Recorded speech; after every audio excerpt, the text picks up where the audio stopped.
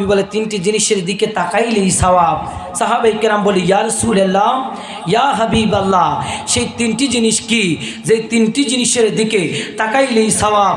আমার নবী রহমাতুল্লিল আলামিন বলে এক নম্বরে হচ্ছে আল্লাহর ঘরে খানে কাবা, যেই খানে কাবার সামনে দাঁড়িয়ে এক রাকাত নামাজ আদায় করলে 1 লক্ষ রাকাতের সওয়াব আমার আল্লাহ দিবে।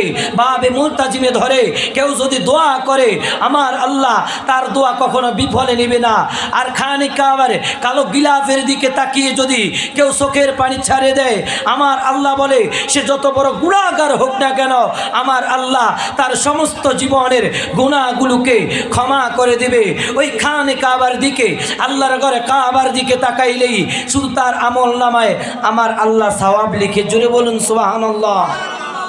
2 নম্বর হচ্ছে মা বাবার চেহারার দিকে যদি কেউ নেক দৃষ্টিতে তাকায় আমার নবী বলে এই মা বাবার চেহারার দিকে নেক দৃষ্টিতে তাকালে আল্লাহ রব্বুল আলামিন খুশি হয়ে যায়, তাকে কবুলিয়ত হজের সওয়াব দেয়, জুড়ে বলুন সুবহানাল্লাহ।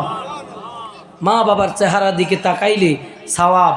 3 নম্বর হচ্ছে আল্লাহর কোরআন আপনি পড়তে জানেন না, ওই কোরআনের দিকে আপনি কোরআনটা হাতে নিলেন, একটু চুমু খেলেন, একটু কোরআনের অক্ষরগুলো কালো কালো আপনি দেখতেছেন আর বিসমিল্লাহির রহমানির রহিম, হে আল্লাহ পরম করুণাময় অসীম দয়ালু আল্লাহ তোমার নামে শুরু করছি, বরকত চাইতেছি, এইভাবে যদি কেউ কোরআনের অক্ষরগুলোতে হাত বুলিয়ে দেয় আমার নবী বলে ওই ব্যক্তির আমল নামায়ও আমার আল্লাহ সওয়াব দিবে, জোরে বলুন সুবহানাল্লাহ।